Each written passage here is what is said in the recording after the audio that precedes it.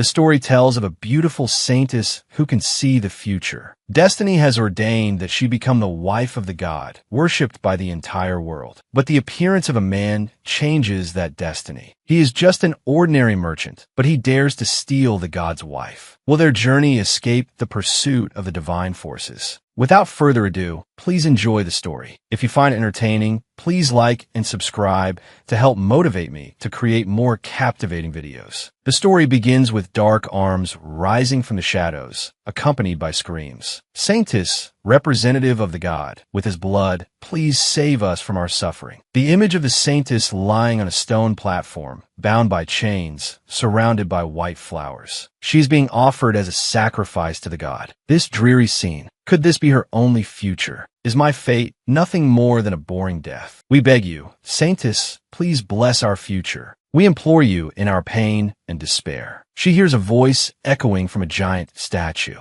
I bless you, my beloved wife. It's Lord Olak, whom everyone worships. It seemed like this would truly be the end for her. Suddenly, she wakes up with a gasp. It was just a nightmare. The scene changes to a man and a woman kneeling before the saintess, holding white flowers to ask for her blessing. Behind them, more people are waiting. Here, we learn that the saintess's power is to see the future by touching someone's skin. People call this a life blessed by the divine. But with the title of the Lord's wife, she only does what the god allows. More accurately, it's a cursed life bestowing false blessings. There will be news soon. Good news will come to you both shortly. Thank you, saintess. Thanks to you, our child finally. Everything is thanks to the salvation and grace of Lord Olak. He is the one you should thank. You will soon have a child. Less than 10 months from now, it will be born. So don't worry about it. The couple then stepped forward, offering flowers, overflowing with joy. A moment later, an old priest appeared and said, Saintess, your spiritual power has permeated the world. Therefore, you must take care of yourself to avoid being tainted. Would you like to go inside and rest now? The saintess replied, If possible, could I go outside for some fresh air? I think it will help cleanse me of this mundane world. The old priest reluctantly agreed, on the condition that you do not interact with commoners and return to the residence within half an hour. The saintess agreed and left the residence. The old priest then had servants follow her. The saintess's thoughts drifted to how, every year on the god's birthday, many people come to the temple, allowing her to see more of their futures. But she could only answer when the god permitted. People left offerings at the place where she would soon be offered. She wished she couldn't see the future at all. Lost in thought, she suddenly heard children's voices. Mississippi, Mississippi, you dropped your glove. She realized and thanked the children for helping her. They were surprised to realize she was the saintess. Wow, it's really her. She's so beautiful. A little girl in the group suddenly wondered, can a saintess really see the future? One little boy turned and replied, Of course it's fake. Do you believe in that stuff? Hearing those words, she remembered someone. How could anyone see the future? She chuckled, haha. On this day a year ago, someone said the same thing with the exact same expression as you kids. Suddenly, from behind, footsteps approached. A man appeared. His name was Theo Vergara. Upon finding her, he shouted, Noemi Bylan, are you a witch? What in the world did you do to me? A year ago, at a temple, many people came seeking blessings from the saintess. Then followed a conversation between two men. Theo said, Didn't you say we were going to see our aunt? Why are we at a church? The long-haired man replied, The elders told you to offer it to God on behalf of the family. Ha, as if, for a money-grubbing wretch like me. Do the people here have no brains? Why waste money on such superstitions? I bet the priests are getting fat off these offerings. You should watch your mouth, Theo. 3 years have passed since our aunt died. By the grace of Lord Olaf, we're both standing here today. On the way here, I saw the Big Dipper and Libra line. Because Olaf's energy filled the sky and earth, we arrived safely without getting lost. Well, Theo, not exactly. The reason we arrived on time is because we could see the stars thanks to this clear sky. Now, let's just pretend I made the offering. We'll split it and have some fun. I'll make sure the elders never find out. Haha. Hey, Theo, don't forget you're here today representing the family. We'll each take half and have some fun. I'll make sure the elders never find out. Haha. Hey, Theo, don't forget you're here today as the family representative. A moment later, while waiting in line, Theo's face suddenly registered surprise. Before him stood the radiant beauty of the saint, accompanied by a clear voice. "Please tell me your name." He gazed at her beauty for a moment. Then he approached, knelt, and kissed the saint's hand in a noble greeting. "My name is Theo Vergust. Please bless me." "All right then." Afterward, the saint touched her soft hands to Theo's cheeks. I don't know what he felt, but his face looked so blissful. And at that moment, it seemed the saint saw something from Theo's future. She said, "You will soon achieve a great accomplishment. I congratulate you on your upcoming good fortune." Theo, with a doubtful expression, replied, "Oh, really?" The saint replied, "Yes. Do you have anything else to offer to God?" But Theo, dissatisfied with her words, scoffed. "Surprise, surprise. Some people work their entire lives just to buy a single flower to offer to God. But all they get in return are insincere words. You can collect a whole pile at once. How amusing, don't you think?" Then he stepped closer to the saint and said, "I think the value of these flowers. That will be quite laughable to someone like you. Well, I'm off to make my offering." The saint's hands clenched and trembled. She was angered by his words. She quickly grabbed Theo's hand. "Please don't go anywhere. I will show you the power of the divine. You're truly mocking. Exactly 1 year from today, a trade you possess will receive a large deal. But because of that, you will suffer a deficit so large it will be difficult to resolve. And you will have no doubt and will return here. Back in the present, my most perfect ship has been smashed to pieces and the entire inventory has been lost at sea. Everyone nearly died. Is this how you force your beliefs on someone? I would never do such a thing.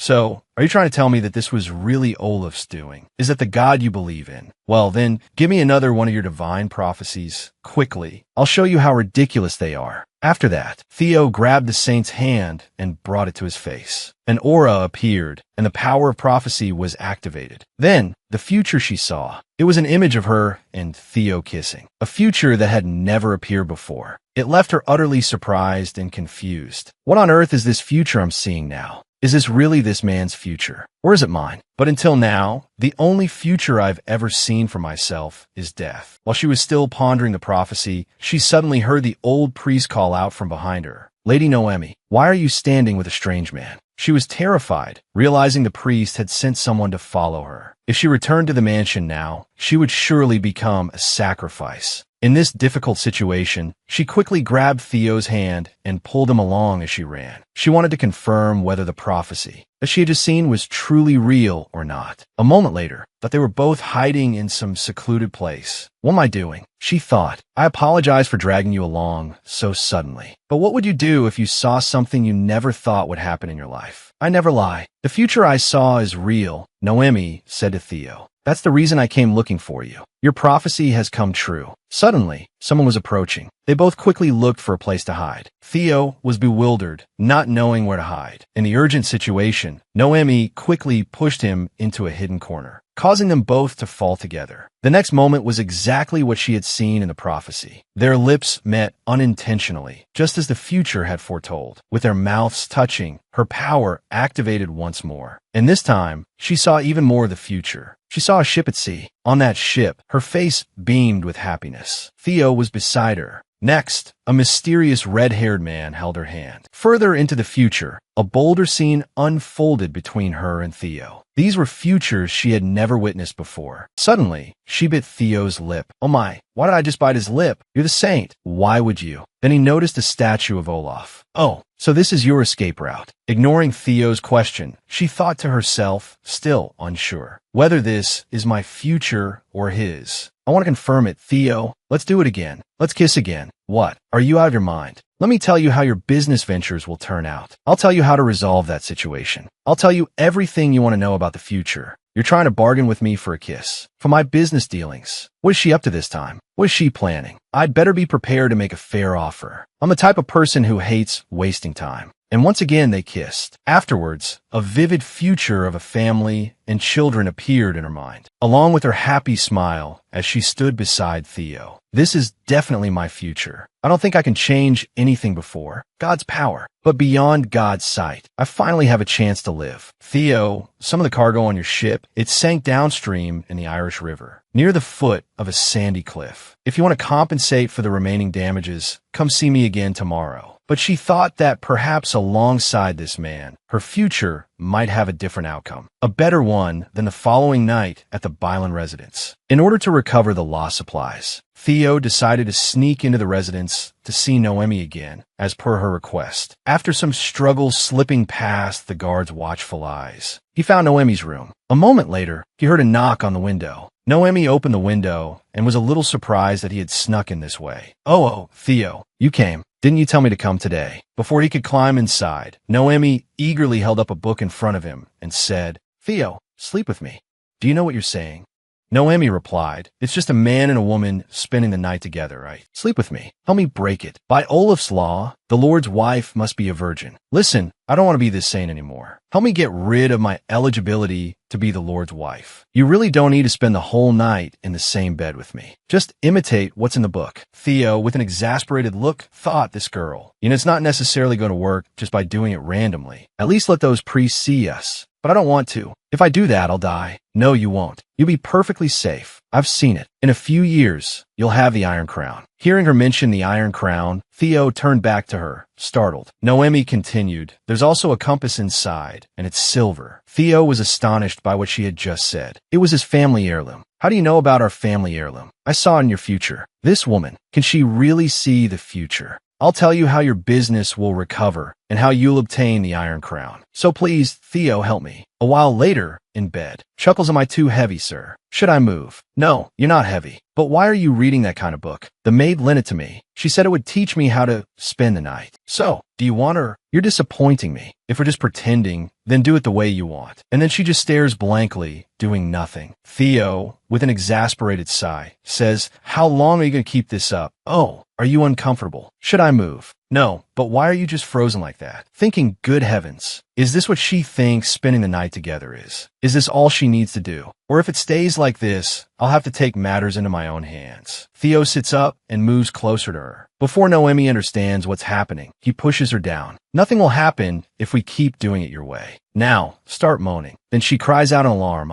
Wait. Hearing Noemi cry out, 2 guards rush in. What's wrong, Lady Noemi? Oh, they got here fast. It seems they were monitoring her from outside all along. Hey, you. Back off. Are you all right, Lady Noemi? You better keep your promise about our agreement. Theo is then taken away by the 2 guards. Noemi thinks to herself, because of this, I may live the rest of my life condemned by the believers. But it's better than dying and being praised for it. After the incident, a guard was being brutally whipped, blood flowing freely. Noemi watched, terrified. She pleaded, please stop. Please, Your Holiness. He signaled for them to stop and addressed her, Noemi Bylan. You are the woman offered as Olaf's wife. This servant, no one knows why he's being punished. Because no one knows the sin he committed tonight. This has never happened before. Do you understand? A subordinate approached. Your Holiness. Vergist was warned to hold his tongue. The Pope scoffed. We are fortunate that the Lord turns a blind eye. By the grace of the great Olaf, you are still his wife. On the day you come of age, the sacrificial rites will proceed as planned. The saint responded fearfully, if you offer me as a sacrifice, after I have been so disgraced, there will be dire consequences. The Pope raged, a woman like you dares to presume the Lord's thoughts. You have shamed the Lord in us enough today. Do not further tarnish the reputation of the Lord's wife. Return to your room and hold your tongue. A while later, outside the Bylan residence, someone said, Theo, what in the world did you do in there to get caught? Do you know how much I had to pay to get you out? The Bylan residence doesn't want today's events to spread. So this is the end of it. Learn your lesson. Don't even think about getting involved with them again. As the elders say, if you're a noble, act like one. While he was still rambling, Theo had slipped away unnoticed. Theo, once again infiltrating the residence, thought, I don't care if they drag me away. But she hasn't told me anything about the heirloom. How could I be so foolish as to give her what she wants before she gives me a proper answer? Suddenly, he overheard a conversation between 2 maids. Poor Lady Noemi. Even though they were born at the same time, one has her portrait displayed like this, while the other lives such a miserable life. It's so unfair. They say beauty is a sin, and in this case, it's literally true. She only bears the title of the Lord's wife, but in reality, her life is worse than death. Lord Enzo is happily married to a young woman, while Lady Noemi, she must not be of this world. What a pity for such a beautiful girl. Her life is truly more miserable than ours. Theo, hidden from view, heard everything, and his eyes grew sad. And I thought she was a princess, living in luxury. Back in the saint's chambers, Noemi sat weeping and trembling. She was terrified, having done everything yet unable to change the fate the gods had ordained for her. She was going to die. Suddenly, someone touched her shoulder, making her jump. It was Theo. Are you a sacrifice? Noemi looked at him for a moment, then burst into sobs. Whoa, whoa. He rushed to comfort her. Quiet down, for goodness sake. How can people sacrifice other people to the gods? She sobbed. I can't understand it. Noemi responded sadly. It has to be done so the gods won't be angry, and they will bless the people. Long ago, I heard a god said so. Interspersed with this were Theo's memories of the events within his family. No matter what Theo did, the elders thought it was wrong. They believed only what they said was true.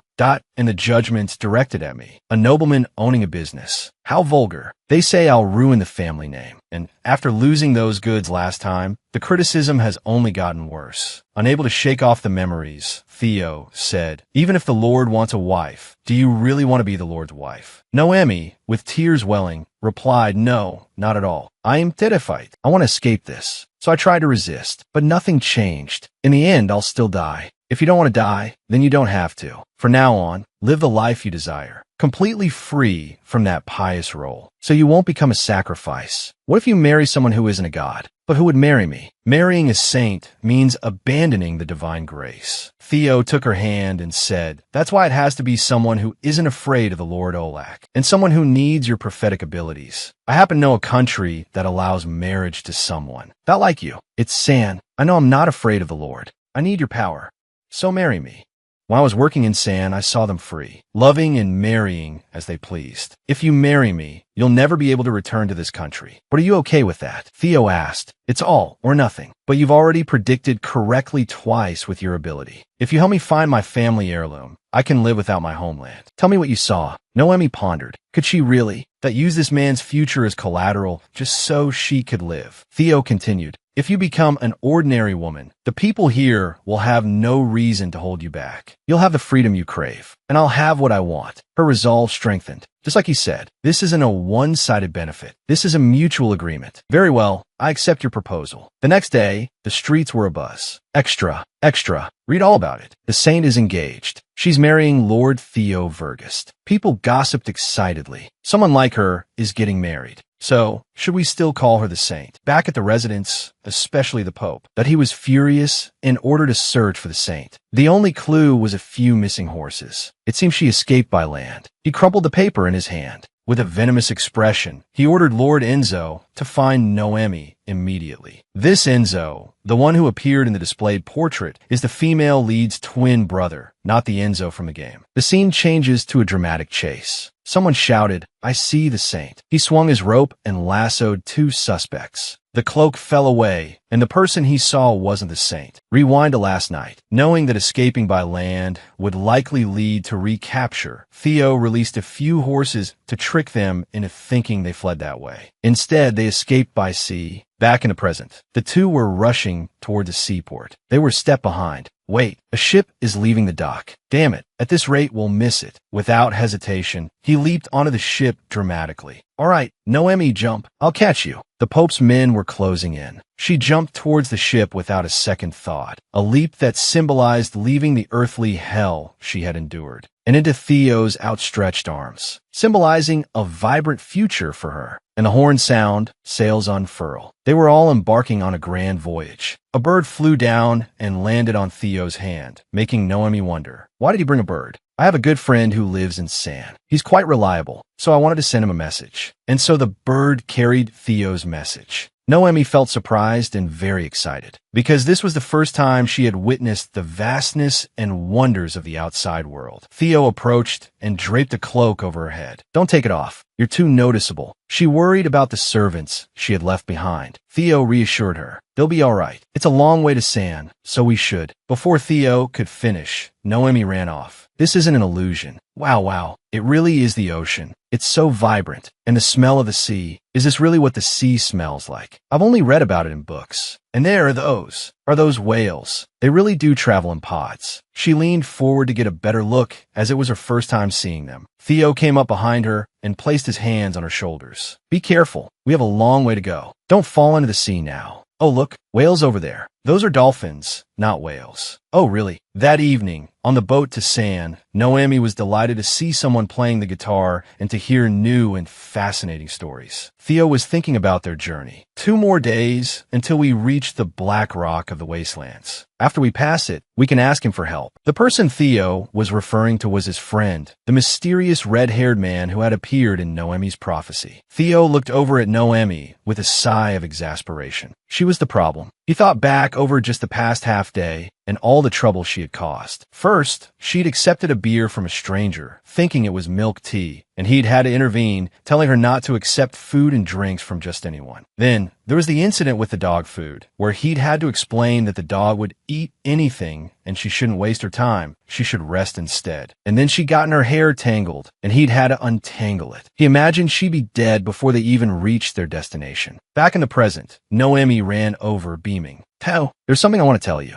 What is it now? Just spit it out. Thank you. This is the first time I've ever been this happy. He stared at her in surprise, then sighed. And this is the first time I've ever been this exhausted. I am tired. Why don't you go dance? Okay, I'm going. How can she have so much energy? The first time she's ever been this happy. A while later, Noemi was seasick. Theo explained that it often happened to people on their first boat trip. Theo, I'm so dizzy. I can't see straight. Theo asked, you can see other people's futures, but not your own. What kind of power is that? I can't know everything from my prophecies. I only see specific instances. I can see a bird flying, but I don't know where it will land. That's incredibly frustrating, Theo replied. You're a prophet, and you don't know everything. But I've risked so much because of you. Noemi asked curiously, I've been wondering, how important is that heirloom that you're willing to sacrifice so much for it? It's something that proves the value of my life. There's only one person I trust. I inherited it from him. I will do anything to get it back. Why could this thing be proof of your worth? You don't need to know about that yet. It's grown-up stuff. So, can you at least tell me about Slan, right? What kind of place is it? It's a fertile and vibrant land. Free people live there. It's like an oasis in the desert. I hope, like its name suggests, we can find solace there. And the scene changes to a vast desert. Just a short distance more, and we'll both reach the rig. Theo pointed ahead. Can you see those black rocks over there? Once we pass them, we can become citizens of San, meaning we'll be under their protection. Before they could rejoice, an arrow whizzed past Theo's face. Get down. Have they caught up to us already? Impossible.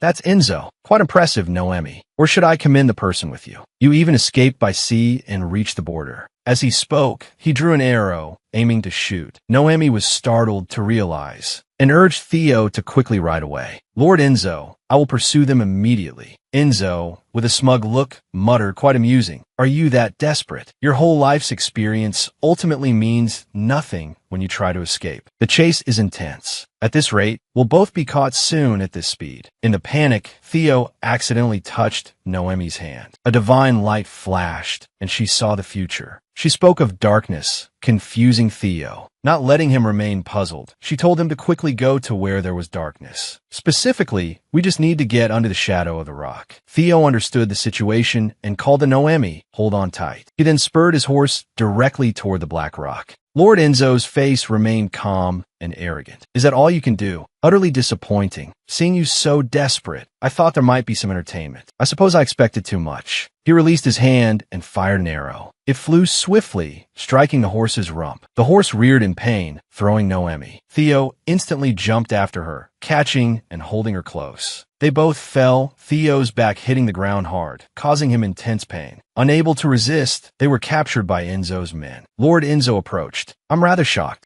To think that the Virgil family would produce someone so audacious. Attempting to marry a saint, no less. In theory, your entire family should be executed, but our priests are merciful, so only you will die. Noemi realized by the look in his eyes that he was serious. She couldn't let that happen. She suddenly reacted, catching a guard off guard and seizing his sword. She held the sword to her own throat, threatening Enzo. Stop. Release Theo. Noemi knew her brother would never let her die. She was a sacrifice to God. Now, I said release him. I won't go back there for any reason. You're just a cornered rat. Why continue to struggle? A voice rang out. Everyone froze. A spear flew towards Enzo. The spear grazed him, leaving a bloody streak across his face. Suddenly, the sound of approaching footsteps could be heard. They were John's soldiers. Then the voice from before spoke again, this time from atop a boulder. We have a saying in slang. Wherever the shadow of our mother stone touches, that land is ours. Though you may not have heard it, you assured me in your letter that you'd at least reach safety. Then he jumped from above and landed rather dramatically. If I'd been even a moment later, I'd be talking to your headless corpse right now. Theo, your entrance was quite the spectacle. Noemi was equally astonished by his appearance. This was the man from her prophecy, the one who had just saved her and Theo. The red-haired man then pointed his spear at Enzo. All those who seek the rights of Slan citizens are welcome, but surrounding my people with weapons, that's a different story. Enzo recognized the tattoo on the red-haired man's shoulder. He was a knight of the Sand Palace. Continuing this might not end well. He immediately ordered his men to lower their weapons. The red-haired man laughed. Good. It seems you understand reason. Now, before the shadows grow any longer, release my friend and get out of here. And I'll lower my spear too. Left with no other choice, Enzo's men retreated. What do we do now, my lord? Enzo replied, there's nothing more we can do. I will report what I've witnessed to the Pope. He will decide what to do. Back to our hero. After the fall, he was still in quite a bit of pain and needed help to stand. Noemi rushed to him and threw herself into his arms. Thank goodness you're all right. While they were embracing, the red-haired man had someone bring horses. Theo, before he could turn around, the red-haired man rushed forward and grabbed him tightly. It's been a while, hasn't it? You haven't changed a bit. You did well back there. Haha, of course. I had to show them how close we are, right? Oh, Noemi, let me introduce you. This is Pierre, a good friend I sent a message to earlier. The conversation between the two close friends continued. Hey Theo, consider my debt to you repaid. Don't be ridiculous, Pierre. Suddenly, he turned and took Noemi's hand, saying, how did Theo manage to snag such a beautiful woman? It was absurd. He kissed her hand in greeting. The touch triggered her powers, revealing a different future. It was the Iron Crown, Theo's family heirloom, and Pierre was holding it. Noemi wondered, why did he have the crown? Could he help him find it? He's Theo's friend. He said he could be trusted. I shouldn't overthink it. I thought you'd be a bachelor for life, Theo. But you're quite the romantic, aren't you? Shut up. I'll personally escort you both back to the village. Rest for a few days. You must have plenty of time. Free these days, not really. I still have to deal with some criminals in the village. You're the best knight in the village, so why? Theo thought to himself, if he's not telling me about it, something must be stopping him. Why? His village is as big as the capital, after all. Noemi must be exhausted. She should rest. Up you get, Noemi. Where are we going? Theo. We're going to one of the most beautiful villages in the land, Antera. It lies on a major trade route with neighboring countries, so you'll see all kinds of people and goods. You'll love it. A while later, on the road to Antera, Pierce said, we're almost there. It's been a while since you've been a guest here, Theo. Theo, give me your hand. Here, take my hand. Yes. Helps Noemi down from the horse. Are you all right? Yes.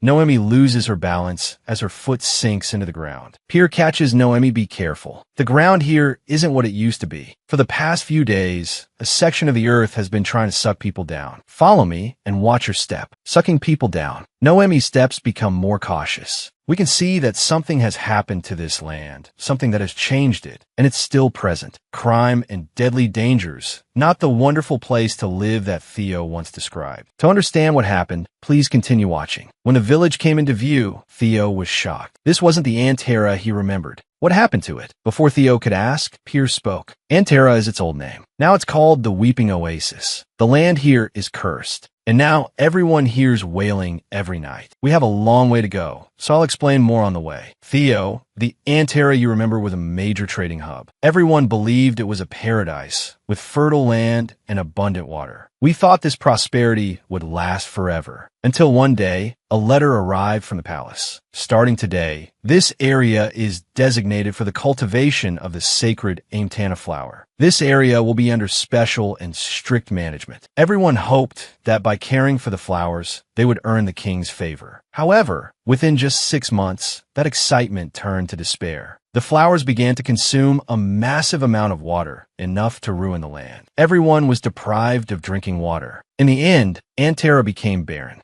and even those flowers withered and died. The merchants began to leave, one by one, and this place was no longer a trading hub. What you see here is all that remains. A thought crossed Theo's mind. White flowers. Wait, he suddenly realized something unusual, interrupting his train of thought. Noemi said it seemed like the white flowers were the problem. Wherever we go. A while later, everyone arrived. They were resting and enjoying the food. Noemi's striking appearance was attracting the attention of many, especially the children here. They were curious and clung to her. But Theo suddenly remembered and thought about what the redhead had said about the white Amtana flowers. Was it related to her? If that were true, he shouldn't let them know. Noemi is a saintess, Pierre declared, raising his glass. Today, we have a special guest. Let us welcome the friend who has never forgotten our land. We see each other often enough. You don't need to be so formal, right? But this is the first time your wife has come. Just enjoy it, Theo. Looking towards Noemi, he thought to himself, it would be bad if he kept talking to them. The people might realize Noemi is the saintess. Oh, damn it. He was startled to realize that her gloves were embroidered with the flower emblem. There's no way the people here wouldn't know what it was. He approached and whispered to Noemi, it's best to take off your gloves. It's the proper etiquette in this country. I'll hold them for you. Before she could question him, Pierre arrived and asked Noemi, what do you do for a living? You're my best friend's wife, but I don't know anything about you. He didn't wait for her to answer. Theo quickly interrupted. Oh, she's the daughter of a family of officials. Her elders are all officials of the monarchy. We got married rather hastily, so she hasn't been able to make her debut in society. Oh, is that so? The daughter of a family of officials. You said you were married, huh? Scene changes to the road back to the Bellin residence. Enzo's men see a royal flag and an approaching army. They are the royal knights. What are the royal knights doing here? Enzo replies, they must be on patrol. Quickly greet them. Greetings, Lord Hugo.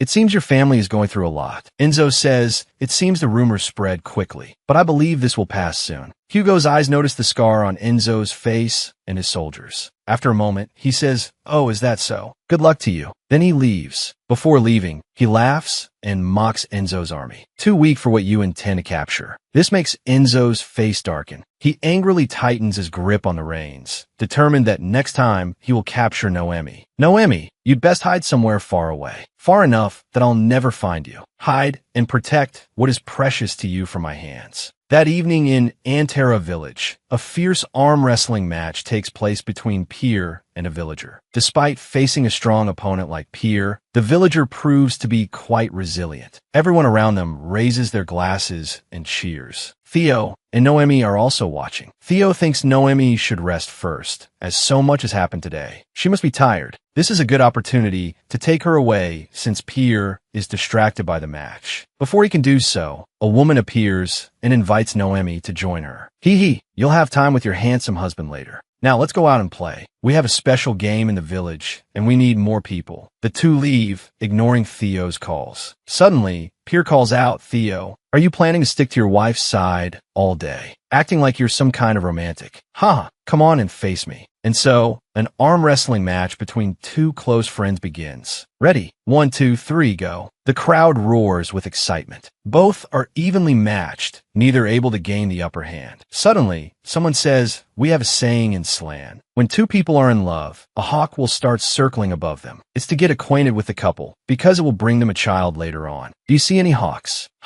Any further, and you'll be harassing her, Pierre. Harassing. Humph. How dare I offend such a precious saintess? That gray hair and those silver eyes. She could only come from one family. The moment you heard the flower's name, that you knew it was related to her, didn't you? How long are you planning to keep quiet? Scene change. Noemi is playing a game with the villagers. Her face is hesitant, unsure which card to choose. After a moment of thought, she plays a card decisively and wins, surprising everyone. The woman is annoyed because her husband didn't listen to her advice and they lost. Noemi is feeling very happy. This is the life she always dreamed of. She would never have known if she hadn't left the mansion. A little later, Noemi chats with the villagers. One says, you look like a noble lady. I thought you wouldn't be able to do anything, but you can drink and play this game so well. This is my first time playing, and I'm having a lot of fun. The woman laughs and says, "It's been a while since we've had a visitor, so we're having as much fun as you are." Suddenly, her husband replies, "Yes, if it weren't for the saintess or whatever, we could have fun like this every day." His words make Noemi suddenly freeze. He continued, "There's a saintess serving the Lord. Olaf, she's a witch, possessed by the Amtana flower. Our king must be bewitched by her too. He suddenly wanted to grow the flower in our village. And look what happened to the village." Noemi realized and trembled. It was the flower P.E. mentioned, the one the believers worship. Back to Theo and Pierre's match. Theo explained, "She's innocent, because she has nothing to do with her family. Her brother even shot an arrow at her. She was treated like an object in her family. She's a pitiful woman. She married me just to survive." Hearing this, Pierre became furious. He slammed Theo's hand down onto the table, winning the match. He looked at Theo and said, "Let's end this welcoming party here. My friend will depart tomorrow. Hurry up and clean this area, and prepare a room for them." Then he stepped closer to Theo. "Normally, my style is to cause a ruckus, but I'll help you one last time. Leave the village quietly. I'll find another way. And don't carry this thing around anymore, unless you want to die." Scene changed. Night had fallen. Theo and Noemi were on their way back to their room to rest. Theo recalled P.E.'s words from earlier, telling us to leave tomorrow. Should I be grateful he didn't kill me on the spot? It seems he won't change his mind, so it's best to leave tomorrow at dawn. Noemi was also very sad and remorseful, because the village had become like this because of her. Now she understood. That was why Theo wanted to hide her identity. "Ah, here it is. This is your room." "Oh, there's only one room. Of course, you two are married now. It might not look like much, but the bed is quite luxurious. Haha, this is the ideal place for you two lovebirds." "Thank you, Auntie. Such a lavishly decorated bed, and the bath looks romantic too." "Oh, it's quite extravagant. You sleep on the bed. I'll take the chair." "Hey, Theo, this place feels negatively affected by Olaf. I can't keep pretending I don't know anything anymore." Theo suddenly remembered Pierre's words. "Don't carry this thing around unless you want to die." He grabbed Noemi's arm. "That bastard Pierre, what did he say to you? Did he hurt you? Did he threaten you while I—" Before he could finish, Noemi quickly interrupted. "So you knew. Why didn't you tell me?" "It wasn't good news, so I didn't tell you. You should have let me decide for myself." Theo let go of her arm and said, "It would only make things difficult for both of us. P.E. has already figured out you're the saintess. And what will the people here do if they know you're connected to that white flower? The thing that has brought despair to this village. We're leaving before dawn." "No, Tao, I want to stay. There must be a way to help this place. They look like they need the saintess's help. You should be grateful they haven't discovered your identity. The best way you can help them is to leave here quickly." Noemi clenched her fists, unwilling to accept this. "No, I don't care about that. There has to be another way I can help them. Tao zet bonde angvili. Living as a sacrifice isn't enough for you. Why do you insist on choosing a life where you're very likely to die? It's so stupid. That wasn't my decision, but now it is. I did all of this to escape that life, but you're saying the exact same things the priest said to me. You're just like them. They only used you while I—" Theo suddenly stopped. He really wasn't any different. Noemi continued, "I finally knew what freedom felt like. But now it's like I've returned to that hell." Hearing those words, Theo seemed numb and could only leave the room. "Go to sleep. I'm going out for a bit." In bed, Noemi tossed and turned, thinking. She was furious. "But all I can do is run. I can tell people about their misfortunes. Or their fortunes. That's what scares me. Nothing will change, and everything will go back to the way it was. Or shouldn't I change it? If I don't, no one will." Then she drifted off to sleep. A while later, she opened her eyes. She suddenly found herself lying in a strange place. There were many white Amtana flowers around her. She wondered where she was. Suddenly, the figure of a man appeared. He held a flower in his hand and said, "After leaving my embrace, you've only faced hardship, haven't you? Oh, he's so handsome. Hee, who are you?" "Ah, this form that isn't familiar to me. Yes, I suppose from the way people describe me, I would be hard to recognize. Is this better? This is me. I've been waiting for you for quite some time, my love. I've been waiting for you, my beloved. It pains me to see you in such a state. The world is harsh when you have to learn to be a bride, isn't it? I'm starting to get bored as well. So I think it's time to bring you back to me. My lord, that is why you should return to where you belong and await the day you return to my side." "My lord, what is it, my love? I won't go back there. Why do I feel so uneasy, living a life like this? Do you mean there's something wrong with the life you've granted me? During my time as a saintess, I destroyed an entire village, and knowing that, I can never go back to the way things were. Hearing this, Oak became incredibly furious. And for that reason, you refuse to return and be my wife. You disobey the laws your God has commanded. Do you believe you have free will? I never granted you that. No matter how stubborn you are, you will still bend to my will. All of you are merely puppets, following the script I've written for this world. If I want you to live, you will live. If I want you to die, you will die. You think I treat you as an exception, simply because you possess a special power compared to others. But Oak, the scriptures say God created humans and breathed his will into them. Precisely. That is my will, wife, not yours. If you don't believe me, why don't you try to confirm if there's such a thing as free will? You want to do something for this village, don't you? You might want them to regain everything they've lost, like water, for instance. Yes, you could do it if you wish to continue staying here. I will turn this place into an oasis. On one condition, in exchange for the water, someone will have to die. Let's see if your will can overcome the life I've written for these people. Sound intriguing, doesn't it? Noemi immediately replied, I will never gamble with another person's life. I'm not giving you that luxury of choice. Or do you want me to take something else you cherish? I'm a man of my word. I always do what I say, even if it saddens my wife. Rest well and dream sweet dreams. You'll need to fight. Fight against my prophecy right now. Farewell, my dear wife. We shall meet again soon. Noemi cried out in fear, jolting awake. Peer, what are you doing here? Oh, I apologize for disturbing you. I was nearby and heard you scream. Oh, I'm sorry. I just had a nightmare. Good evening, Peer. Yes, thank you. Suddenly, the ceiling began to shake violently. Peer, look out. With a loud crash, the ceiling suddenly collapsed. It nearly hit Peer. If it weren't for Noemi's warning, Peer wondered why the ceiling had suddenly fallen. Noemi paled, realizing what might have happened. The image from her dream flashed before her eyes, along with the voice. You'll need to fight. Fight against my prophecy right now. Noemi stared fearfully at the debris, thinking that perhaps Oak's provocation had begun. A moment later, they were both picking up the broken pieces of the ceiling. Peer said, try to bear with it for tonight. Don't mind the ceiling. You'll be leaving tomorrow anyway.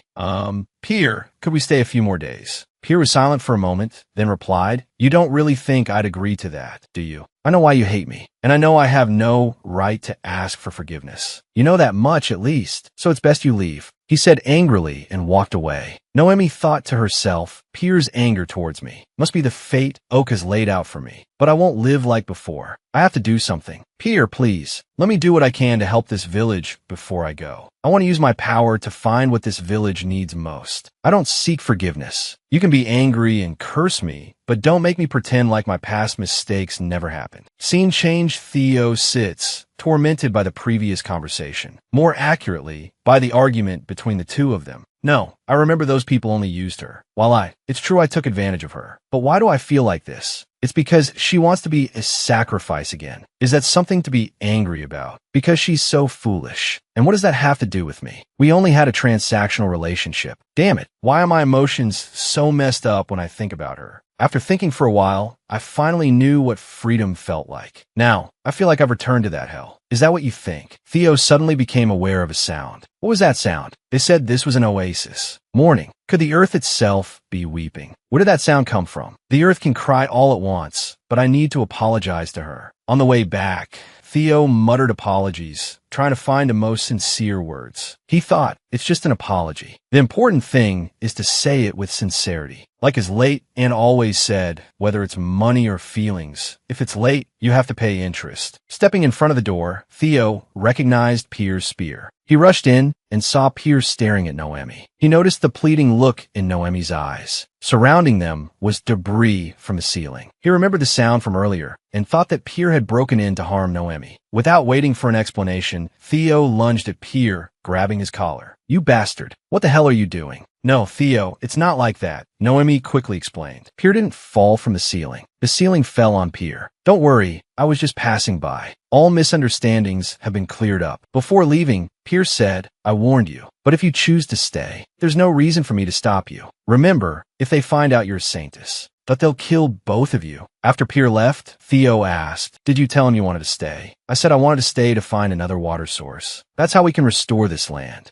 to its fertility, but it's too dangerous to stay here. For days. Give me 4 days. We won't get caught in that time. I'll make sure nothing happens to you. You told me the day you proposed, but that you'd use our marriage to let me live as I please. I never wanted to live as a saintess, the kind you despise. Someone who easily receives flowers from other lands. So please, just 4 days. Give me a chance to live the life I know we both want. After she finished speaking, she felt remorseful. I should apologize for the way I spoke to him earlier, but I said what I wanted again. I came here to apologize to her. What am I doing? After a moment of silence, Theo agreed. All right, we'll leave in 4 days. Noemi ziplit hapili tangju tau. The next morning, Theo didn't join. Oh well, he said he needed to plan for our future. Actually, she was thinking about last night. Even though he agreed to stay, he was pretty angry. Of course he wouldn't come. He was also thinking, why would Theo stay? There's no benefit for him. What makes this saintess so important that he'd go this far? It's not like the Theo I know. But why are you here? Who knows what will happen if you wander around like this? The villagers might be uncomfortable. So how will you find the water source? With your divine power. Can you touch my people like you did your followers? Noemi was surprised. I can. I'll see their future and find clues about where to find water. Somewhere we can gather as many people as possible. So what reason do we give them to gather? Are you going to reveal you're the saintess? If so, I'll find them one by one. Pierre looked at her for a moment, thinking she's enthusiastic, but I don't know if that's a good thing. Oh, is this your type, Theo? A while later, Noemi searched for and helped the villagers. They were receptive to her enthusiasm, and so she had the opportunity to interact with each person and see their future. But the future outcomes of those Noemi saw were all death. Impossible.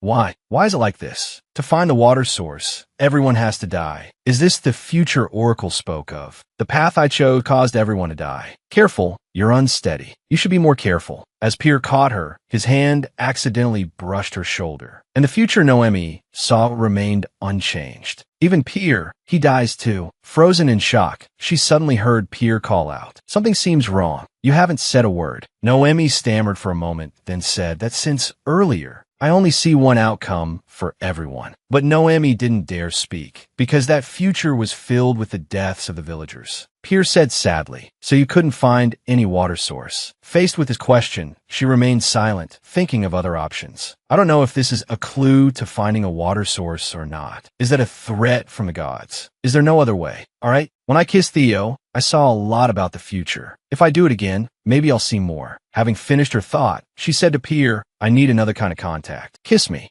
The scene changes to Theo's face, looking utterly bored. Where is she now? She won't leave the village. Lost in thought, he heard children calling out, Hey, mister, do you want to play with us? We heard Pierre say you're really good at soccer. Oh, no, imbusi. You kids play by yourselves. The children whispered amongst themselves. He's clearly been wandering around here for a while, but he says he's busy. He's weird. That girl is so pitiful. Marrying him. The children's gossip pierced Theo like daggers. Hey, kids. Haha, he can hear you. Run away. A little while later, the same group of children were playing soccer happily. Suddenly, a stranger appeared. Whoa, who are you? Hello there. I'm pretty bored right now. Mind if I join in? Back with Noemi. Did I hear wrong? Did you say I should kiss you? Noemi replied, Actually, I'm not entirely sure. But I think I can see more of the future through a kiss. I saw a lot of good things happen when I did that with Theo back in the capital. If it works, I'll kiss every villager to find a solution. Good heavens. What are you saying? Kissing whomever you want. That's not right. We have a very polite kiss when we greet each other, like kissing a hand or cheek. Why does she sound so serious? No, it can't be. I can't kiss a married woman. I'm seeing the future for everyone. I think your people will try their best to know the future, like you said, but not here, not in Slan. You're just an ordinary citizen. There are laws that must be respected. But Pierre, this is the only way I can help the village. Is there really no other way? I understand. I'll find another way. Pierre looked at her and thought, she's trying to do everything to help the villagers. Then he remembered Theo's words. She's innocent. She has nothing to do with her family. I don't want to believe it. But if it's really useful, if you have the courage to do it, try it with me first. I'm a villager too. If it works, we can help others. Noemi thought he's doubting it, isn't he? Although, I can kiss people I don't know. But it certainly won't be pleasant. All right then, thank you, Pierre. I am truly sorry.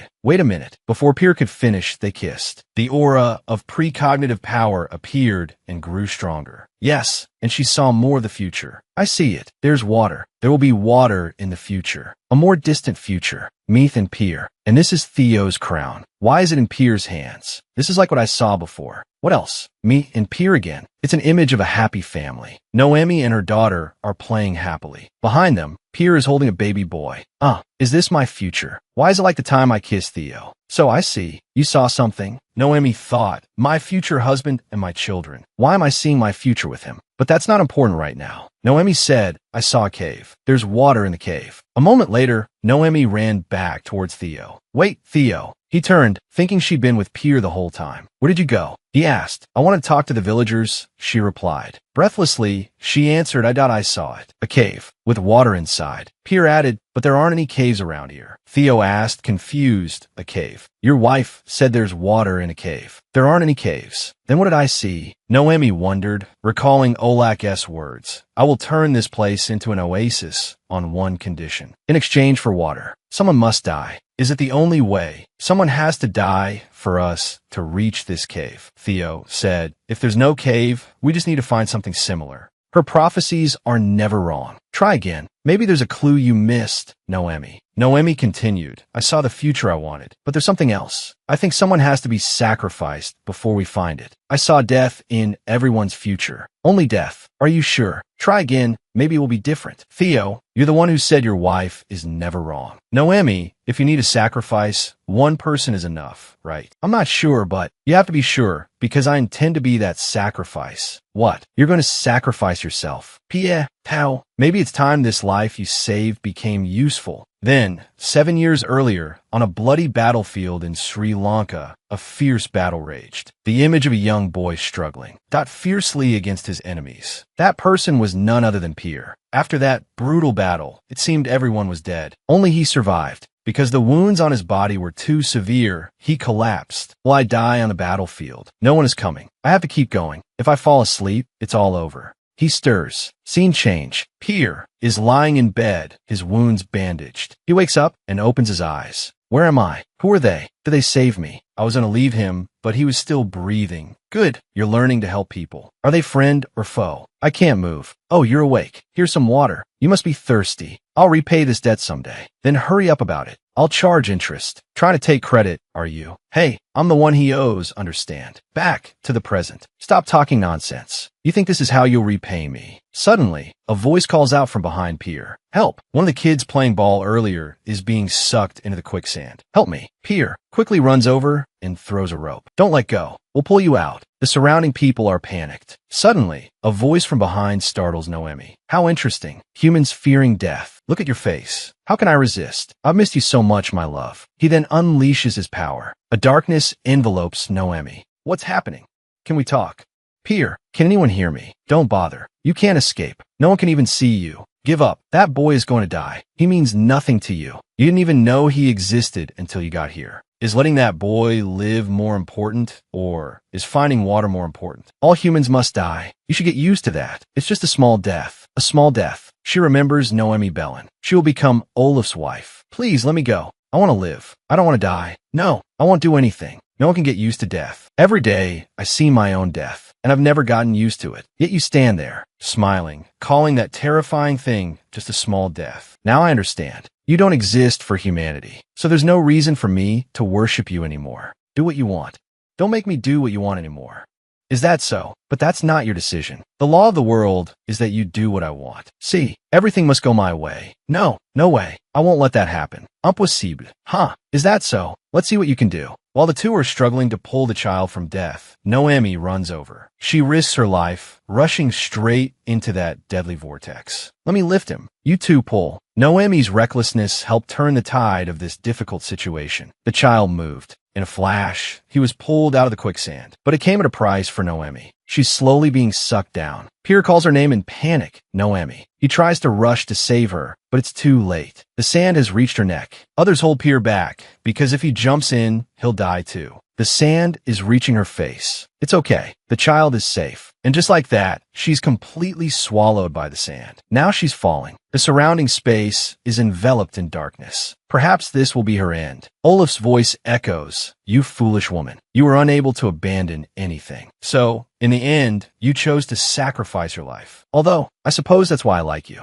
Because you bring me such unexpected joy. Even when you try to escape fate, you still return to my embrace. I'm waiting for you, my dear wife." Dark, shadowy arms rose from the darkness, pulling Noemi down. She would become the wife of the Holy Maiden's Lord. The Holy Maiden represents the Lord. She will become the Lord's wife. And the darkness gradually enveloped everything, including her. Suddenly, a hand reached down towards Noemi from above. "Noemi, wake up." In what seemed like the most desperate moment, a light appeared, dispelling the darkness around her. He grasped her hand and pulled her close. "Are you all right? You dare interfere with me. Who is that?" He was able to help me escape the temple and even sacrifice himself for me. He's just a human living the life I wrote for him. Enough. Give up. Give up. I'll never give up on anything again. Huh. Very well. Now I know what it means to live. Very good. Keep trying to live. Live a life of pain and regret. Truly live it. With that, he vanished into the darkness and disappeared. A moment later, they both fell somewhere. "Theo, are you all right? I think dying would be less painful. What if that really happens? That's what I should be saying. You jumped in without any regard for your own life. Why are you so reckless? You're truly foolish. Now look, there's water.